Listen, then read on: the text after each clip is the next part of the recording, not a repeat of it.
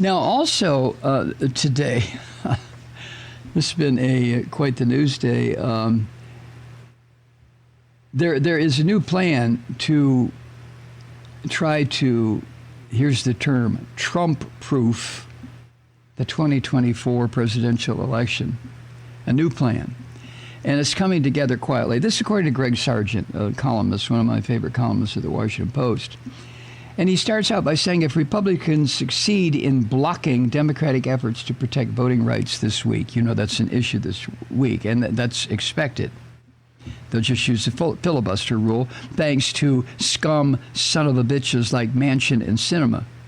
Then the push to defend democracy will be anything but dead. That's because another important proposal to prevent a stolen 2024 election is coming together in the Senate. And this one maybe, it might prove harder for Republicans to oppose. At least, as Greg points out, it should prove harder. It would help prevent a rerun of Trump's 2020 effort and the violence that followed, with minimal reforms that Republicans can't manufacture objections to as easily. Well, maybe they can't, but all they have to do is put Jim Jordan, Rand Paul on the attack line, and they can make mincemeat out of anything. They could make mincemeat out of their Lord and Savior, Jesus Trump Christ, or is it Donald Jesus Trump? Whatever.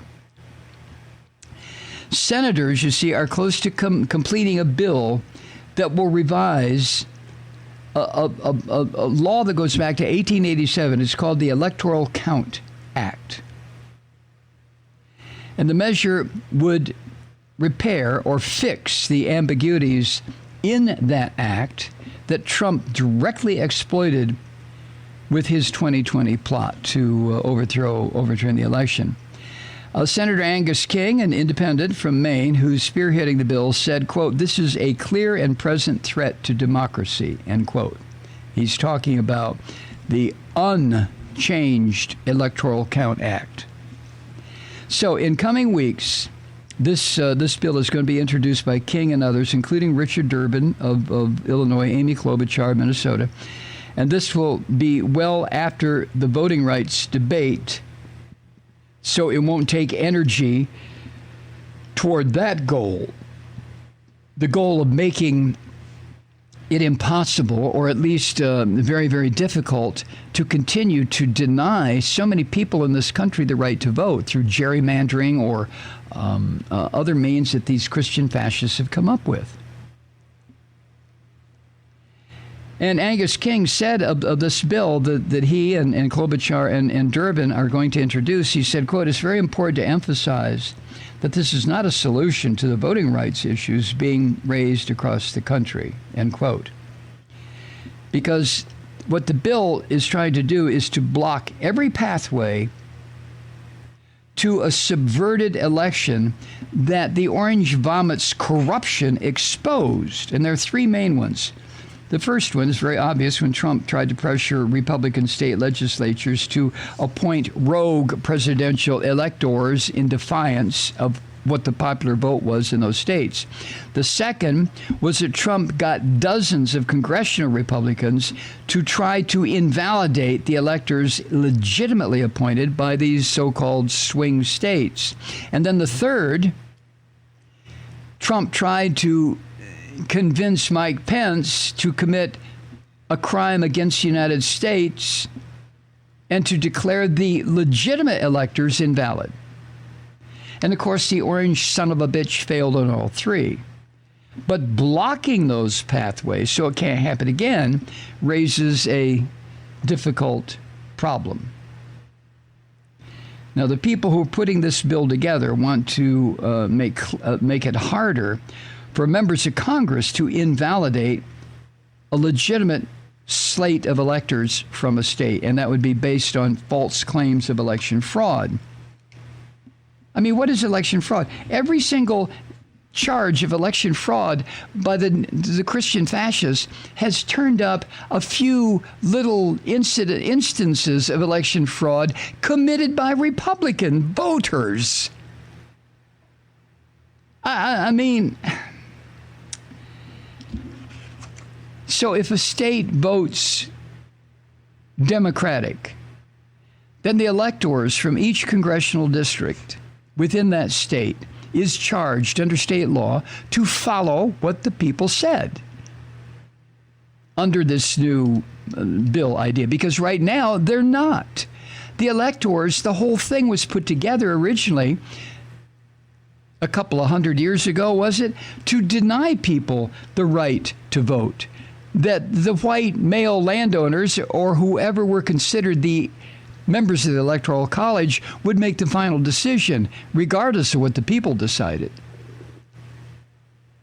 So that's got to be stopped. And the people writing this bill want to accomplish that goal without making it harder for Congress to invalidate a legitimately phony slate appointed by a rogue legislature like we have here in Georgia now, or a governor who doesn't give a fuck, who is himself or herself a Christian fascist. So here's the solution they hit upon. This is according to Angus King's office. Under the current law, it takes only a single member from each chamber, the House or the Senate, to object to a slate of electors. Now, if this new bill is written and passed, a majority in each chamber must sustain the objection to the electors that come from a certain state in order to ensure that those electors don't get counted. It's going to take a majority in each chamber, not just one person. So the new bill would require a much larger block of members in each chamber to initiate an objection to the slate of electors from a certain state. And the people drafting this bill may set this number. It's not going to be a majority of senators or a majority of House members, but at least 1/3 of the members. And it would also require a supermajority in each chamber to sustain the objection. And the drafters may set that supermajority at 3/5. See, they're not looking for 100% cooperation on this because they know they'd never get it. So if, say, Republicans in Congress simply refuse to count a slate of legitimate electors for the Democratic candidate from a certain state, they would need a supermajority to pull it off, the Christian fascists. They would need 3/5 of the members of the House to pull it off. But what if a Republican-controlled state legislature or a Republican governor appointed fake electors in defiance of how the people within his state voted? Well, under the current law, a Republican-controlled House and Senate could overrule any Democratic objection and go ahead and count those phony electors. So this new bill creates what they're calling a backstop. First, it seeks to create a procedure for judicial review when a state government fails to follow its own lawful procedures in appointing electors. And second, the bill directs Congress to count the electors validated by the court and not the phony ones appointed by a state legislature or a Republican governor in that situation. Does this make sense?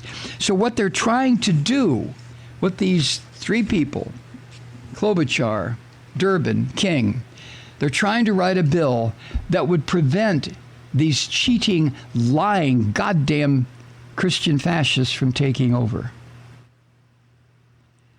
How do you think this bill is going to turn out, huh? Hi, Truth Seekers. Mike Malloy here. As you know, we've switched formats and are now broadcast exclusively on the Progressive Voices Network. So that means you get fewer program interruptions, no corporate commercials, and lots of profanity. But our format change also means some of our radio listeners no longer hear the program.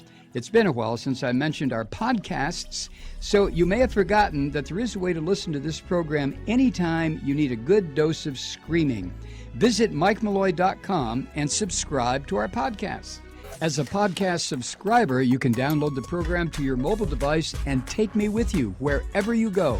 And if you have a friend who needs a dose of truth-seeking, you can give a gift subscription as well.